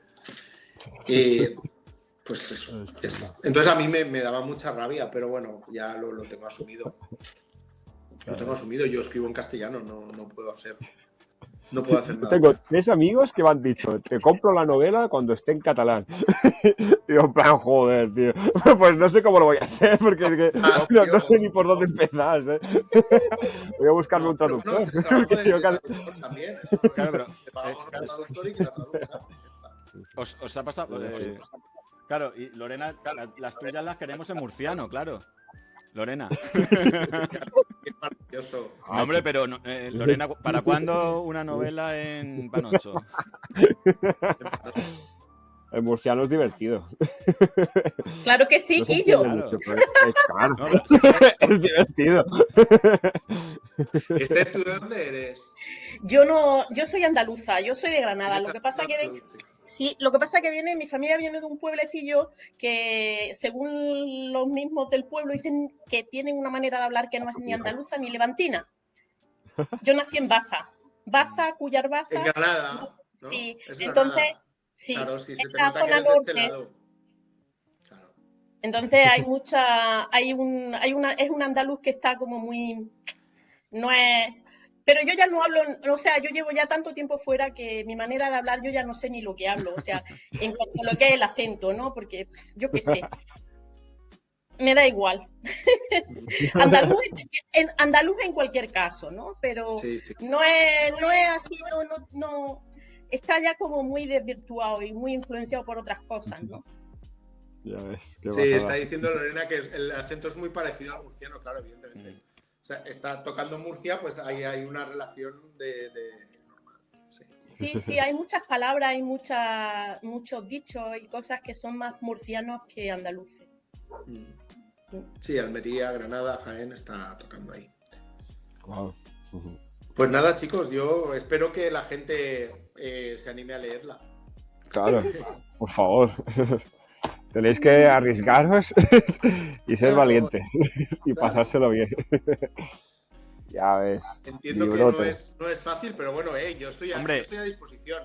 Hay correos, estoy en redes. O sea, Llevamos y dos tío, presentaciones de dos libros Chungos. peculiares. porque también la de Edu tiene su tazón aparte. Es lo que toca, Necesitamos Así que, recuperar el cerebro Pues, estropeado. A mí también la de Eduardo me encantó. O sea, me ha gustado muchísimo también, o sea, la recomiendo en cualquier caso. Súper. A mí me ha gustado mucho leerla, o sea, es totalmente diferente, ¿no? Totalmente diferente en cuanto al estilo y digamos, el tono, pero muy bonita, muy linda, una novela muy buena. Gracias, muchas Dice gracias. Lorena que gracias porque le hemos dado algunas claves para comprender mejor la novela que faltaba. Claro, tú pregunta, Lorena. O sea, claro. Tú me puedes preguntar lo que quieras. Yo te explico lo que haga falta. Yo le voy preguntando cosas. Sí, aparte hay que hacer un grupo de apoyo para lectores de Tu Madre la Otra. Claro. Se puede hacer un equipo de grupo. En este capítulo 2 semanas, no me entero, Dios mío, no me entero. No, pero ¿qué está sucediendo? Tampoco hay que subestimar al lector y también hay que pensar que hoy en día yo lo veo desde este punto de vista, pues hay mucha gente que es muy aficionada a los juegos y ese tipo de cosas, ¿no? Entonces esta novela se puede leer también como un juego, es el juego de la oca, de oca a oca, tiro porque me toca, entonces puedes hacerlo como, bueno, lees un capítulo y dices, a ver, esto, vas buscando las claves, ¿no? Y vas investigando, es como un juego, o sea, es muy lúdica. Sí. Entonces, pienso que también a los lectores quizás que no tengan tanta experiencia con lecturas parecidas, se lo podrían plantear desde esa manera, es un juego, es algo muy de jugar, ¿no? Claro. Y algo que claro. Es muy cortazariano también. Sí, si lo ves como un caso de detectives, es la hostia, porque es súper divertido, ¿sabes? Y vas descubriendo quién es quién, porque además todos los personajes existen, ¿no? Son personajes o literarios o personajes reales. O sea, es todo, vamos, súper divertido. Yo me lo estoy pasando no muy ningún bien. personaje mío, ¿verdad? Creo que no, creo que es cero. Todos son reales. Bueno, Sí, dice Lorena que, por cierto, que ojalá tener una lectora algún día tan increíble como Esther. Que qué maravilla. Y Estoy de acuerdo. Es fantástica, Un aplauso a Esther. Eres la hostia. Es la hostia. No, pero yo he estado leyendo, que además he leído con Eduardo, o sea, hemos estado leyendo los dos paralelamente y nos mandamos mensajitos, mira, y tal, y todo, y súper divertido. Sí que es verdad que para hacer una lectura conjunta es muy buen libro. para es ir fantástico, sí. Tiene ese punto Claro, también, claro. pues como de... Pues eso, para ir comentando, no sé qué. Oye, ¿tú qué has pillado aquí? Oye, ¿por qué me he perdido? Ah, pues te has dado cuenta de esta referencia. Tal cual. La de la de Eduardo también, te digo Eduardo, my God. No te Eduardo, preocupes. tu novela igual, o sea, es una novela también para ir leyéndola, Sí. se puede leer así en grupo y tal, y decir, ay, vas descubriendo, uno tira de un hilo, el otro tira de otro, entonces vas como Claro, claro. ya abriendo el melón desde diferentes perspectivas, eso siempre es una cosa que enriquece. Ya ves, pues la verdad que sí. Abrir un grupo de lectura, Tal abrir cual. un grupo de lectura. Ya ves. Ya Pues ves, ya ves. la verdad es que sí que se podría hacer más lecturas así conjuntas, porque muchas veces, a ver, la soledad lectora para ciertas cosas es una mierda. Y lo de los clubs de lectura, pues yo qué sé, pues depende. Habrá cosas muy provechosas y otras que a lo mejor no tanto. No Yo sé. tengo un club de lectura, dirijo un club de lectura aquí en Heidelberg y llevamos 3 años leyendo El Quijote, lo vamos a terminar ahora. Y están súper agradecidos porque son alemanes que están leyendo 3 años, a capítulo por semana. Y lo estamos leyendo, pero viéndole los riñones, o sea, El Quijote. Bueno. Entonces es como que está súper bien. Ese tipo de lectura está súper bien. Hola. Maravilloso, la verdad Sí, que no, sí. sobre todo por eso, porque cada uno tiene su bagaje, Al final, sus lecturas y sus interpretaciones. Y este tipo de novelas que dan pie a precisamente, ¿no? A tirar de ti, a que tú pongas de tu parte, pues claro, ponerlas en común ayuda. Y gusta, y sobre todo porque cada uno va a ver ciertas cosas que complementen mucho la lectura de otro. Ya ves. Sí. Qué guay. Hay una anécdota que os digo, hay una anécdota de Torrente Ballester que en alguna perdón en alguna entrevista pues le preguntaban, ¿no?, que sobre la saga Fuga de JB o sobre otra novela, usted ha intentado hacer lo que sea y tal, y él se quedaba así mirando y decía, pues si lo dicen los críticos será. Pues será eso que usted dice, que Castroforte no sé qué, pues vale. Ok, ¿no? Y aparece también aquí en el libro la máxima esta de Barnett Newman, que era un pintor que decía que la estética es a los artistas lo que la ornitología a los pájaros, ¿vale? O sea, los pájaros no tienen por qué saber de ornitología. Los artistas igual, tú estás escribiendo y no tienes por qué estar pendiente de todo de todas las cosas que tú mismo estás escribiendo sin darte cuenta, porque en realidad funciona mucho el inconsciente también y muchas cosas que por lo que hablamos antes, oye, pues me has dicho esto y pues me pillas porque no, será casualidad o no he caído yo en eso. Ya que lo dices, sí que puede ser porque Está bonito eso, a veces incluso al revés, ¿no? Buscas tú una cosa súper preparada, súper pensada, esto lo voy a poner aquí para que y pasa completamente desapercibido. nadie lo pasa piensa. desapercibido. O sea, que no. Pero en estos hay momentos mágicos, ¿no? Donde hay como cuadraturas del círculo así, pero espontáneas, ¿no? Y eso también es una cosa bonita, ¿no? A la hora de leerlo, ¿no? Que aunque luego no sea, que no se quiera, sin embargo, que se den esas casualidades. No sé, como la verdad que muy sí. chulo. Incluso, A ver, una pregunta así directa, un pregunta de esto. Claro, porque hablamos muchas veces de cosas inconscientes, cosas que no te das cuenta. Y tú te has autoleído mucho la novela.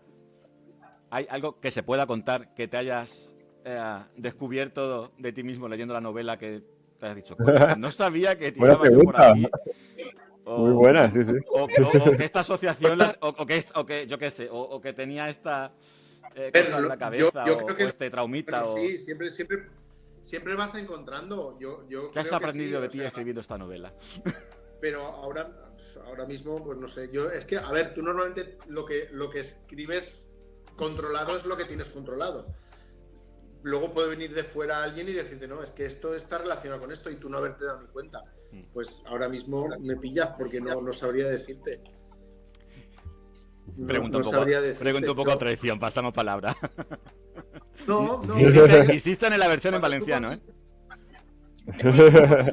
Pero yo insisto en tu pregunta, Daniel, porque yo al final, o sea, yo, por ejemplo, al final he visto un poco el narrador en un tono así, un poco como, un poco, no, yo no diría cabreado, ¿no? Pero sí un poco así como, ay, no sé, una cierta desilusión, una cierta Melancólico, frustración, quizá, ¿no? un poco frustración, diría yo, no quería llamarlo así, pero bueno, Sí.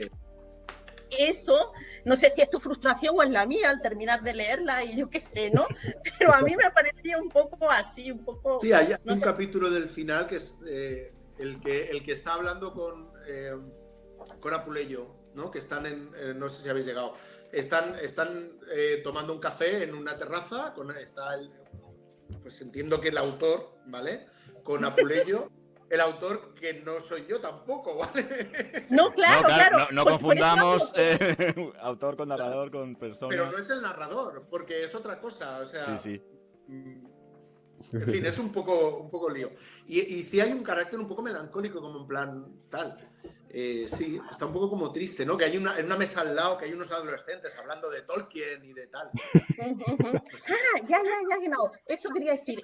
El narrador está un poco frustrado con el autor. Puede ser, Interesante eso.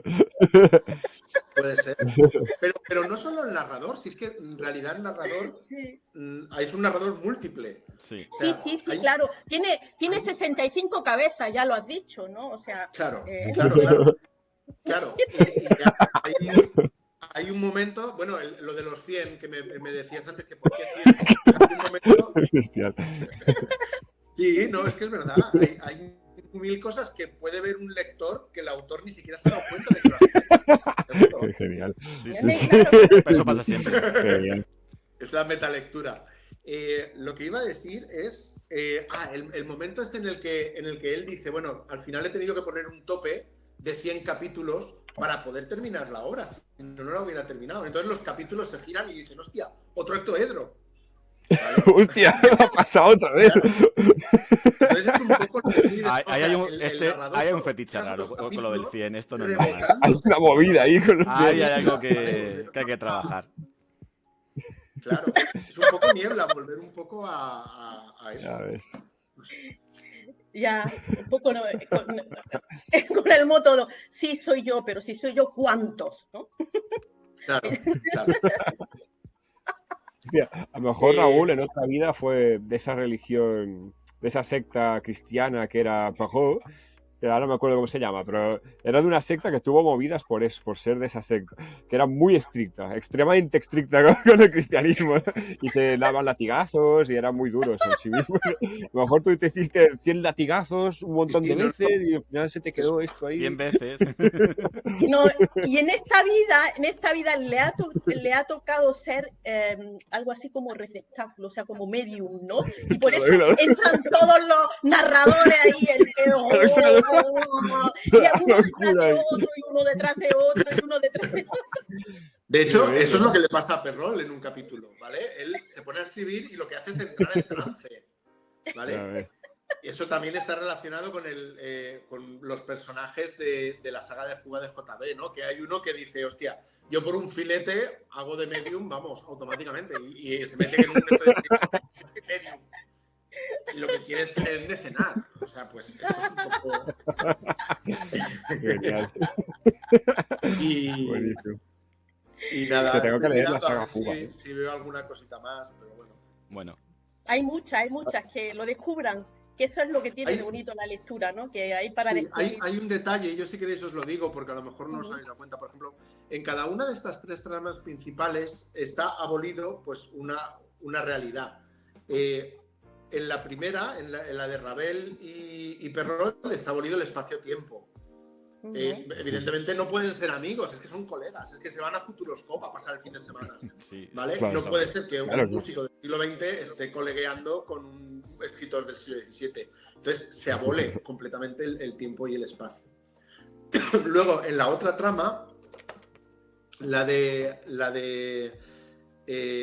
Bathory y Barba Azul, lo que se abole es la realidad y la ficción, ¿vale? Un Ese me personaje encantó, real que- se está liando Sí, con sí. un personaje ficticio. Entonces, Fantástico. eso. Y por último, en la última trama, que es la de los músicos, no voy a contar para no hacer spoiler, pero lo que se queda abolido es la diferencia entre la vida y la muerte, ¿vale? Pasan cosas, ¿vale? Y no voy a contarlas, pero eso. Entonces, pues eso, otra idea, ¿no? Que dejo ahí lanzada, que está en la novela, pero bueno, está por encima. Todas estas cosas que a veces, no es broma, lo que decíais antes, que te das cuenta después de haberlo escrito. En una de las relecturas, de repente te quedas así y dices, hostia, esto lo tenía yo en la cabeza. Y yo, pues no, en ese momento no. O sea, sí lo tenía, pero a saber dónde. Lo tenía, detrás. Pero parece ser que Barba Azul no es un personaje, o sea, claro, tanto ambos son, en el momento que escriben, ¿no? Se convierten en personajes, o sea, ya son ficción, ¿no? Pero si nos ponemos a pensar en si existían en la realidad o no, ambos, parece ser también que Barba Azul fue un personaje real, un capitán o algo así, que estuvo con Juana de Arco, o sea, con Juana de Arco y tal. Gilles de Rais. Exactamente, que después se le fue la bola, ¿no? Que también se cargaba a todo lo cargable. O sea, cogía niños, se los follaba, se los cargaba, o sea, todo. Dicen que está inspirado en eso, pero bueno, sí. Podría haber cogido a Gilles de Rais y haberlo metido, pero bueno, Barba Azul me venía más cómodo. Sí, claro, ya está más hecho como personaje, ¿no? Más como mito, ¿no? Claro. Aunque la otra también es personaje, ¿no? O sea, sí, que también en la historia de ella... Yo tengo conocimiento de ella por Pizarnik, o sea... Pero vamos, que sí. Pues hay una novela... En la obra de ella también hay mucha ficción, por lo que comentaste tú antes, ¿no, Esther? Porque a la hora de hacerle... porque, bueno, al final ella fue una condesa que acumuló por casamientos, herencias, tal, muchísimo poder... y claro, el marido se iba a la guerra y se quedaba ya gobernando y era como que nos vamos a tener aquí a una señora con más poder que algunos reyes de la zona, ¿no? Y en el juicio que se le hizo se metió mucha literatura también para menoscabarle y para condenarla directamente. Es que hay mucha misoginia, ¿no? Sí, bueno. Y mucha mala prensa toda la vida. Sí, al final la propaganda siempre acaba saliendo, ¿no? Por un lado y por otro. Las fake news no son un invento nuevo, obviamente. Claro. A ver, os leo un poquito al final de uno de los capítulos de todo esto que estamos hablando. Venga. Tal vez necesiten tiempo, fumarse 3 paquetes, bailar un minueto. Tal vez, ¿qué hacemos? ¿Los dejamos ahí congelados para siempre? ¿Qué no hacemos? ¿Cuestionamos qué es ficción y qué es realidad? ¿Rompemos otra vez el hielo? ¿Acaso Antonioni y Viti no son ficción ahora? Claro. ¿Qué? ¿Es el recuerdo una ficción? ¿Lo es la historia? O sea, ¿lo somos nosotros? ¿Qué hacemos, lector? ¿Qué? Hostia, tío. Con este capítulo he conectado tanto, porque realmente mi idea esa del plurirealismo es eso, es comprender eso, ¿no? Que esa línea es muy difusa, realmente. Bueno, y o sea, ahora, es muy fácil ahora que se deshaga. En redes sociales mucho más. O sea, nosotros somos ahora mismo la ficción del que nos está viendo. O sea, claro. Y cuando, bueno, ya se están viendo casos, ¿no? De programas hechos por IA, pero cuando ya sea completamente indistinguible ya nos va a ser mucho más loco, pero que las relaciones estas parasociales que se generan entre gente generadores de contenidos en redes sociales y la gente que lo consume, claro, sí, aun sabiendo que somos gente real los que estamos en este lado de la pantalla, para los que estamos en otro lado, no dejamos de ser personajes. Claro. Que conectas y los desconectas, o sea, los encienden y los apagan cuando ellos quieren. O sea que... Bueno, y esto también entronca con la corriente que hay de la autoficción. O sea, sí, claro. O sea, es que es eso. O sea, tú mismo ya te pones de personaje. O sea, pensando en el tonto lava de cerca, por ejemplo. Puto Cercas, que mal me cae. Claro, en próximos capítulos de Tripando a Cercas. Lo siento, Javier. Lo siento. Ha hecho un vídeo muy feo. ¿Habéis visto el último vídeo? No, pero estoy completamente off de todo. La autoficción se lleva mucho, ¿no? Se llama autoficción. Sí, se puso de moda en Francia y... sin querer acabas cayendo, claro. Porque tampoco puedes salirte de tu tiempo, ¿vale? Todos tenemos un bagaje ahora mismo que nos lleva a donde estamos. Y eso. Yo intento huir de la autoficción, pero al final... Sí, Ya. pero bueno, al final no te puedes salir de ti mismo, quiero decir. O sea, es imposible. Ya. Yo tengo un concepto, o sea, yo tengo un concepto de lo que es la ficción, ¿no? Que lo saqué del Quijote y es el Baciyelmo, ¿no? No sé si conocéis. Hay un capítulo donde Don Quijote ve venir, o sea, está con Sancho y ve venir a lo lejos un tipo con una bacía. Es un barbero que lleva una bacía en la cabeza, pero Don Quijote lo ve y se cree que es el yelmo de Mambrino, ¿no? Mambrino. Y entonces, Ah. claro, Sí, llegan, sí. le quita, le roba, o sea, le quita Sí. la vacía esta, ¿no? Y claro, Sancho dice, pero eso es una vacía de barbero. Pero Don Quijote hace de eso el yelmo de Mambrino. Entonces le ponen, lo llaman Baciyelmo. Entonces yo creo que la realidad, o sea, la ficción es eso. Todos nos ponemos un Baciyelmo. Y tú, por ejemplo, en tu libro aquí estás plagado de Baciyelmos. Sí. Qué genial, me encanta. Ha faltado un Baciyelmo, ¿no? Oh, sí, no, es verdad. Es Hostia, me coger encanta. elementos de la ficción, de la realidad y tal, y llevarlos a tu terreno. O sea, tú tienes que, un poco, hay una parte de realidad y otro es de fantasía. O sea, yo creo que la ficción es eso, ¿no? O sea, todo se nutre, o sea, ni siquiera lo más fantástico, lo más fabuloso es totalmente fantástico, fabuloso. Siempre hay algo de eso que llamamos realidad, que tampoco es la realidad porque tampoco lo sabemos. O sea, siempre estamos, no sé. ¿No? Entonces, Sí. la ficción yo creo que es eso, que se nutre un poco de todo, ¿no? Y que en realidad son eso, baciyelmos, ¿no?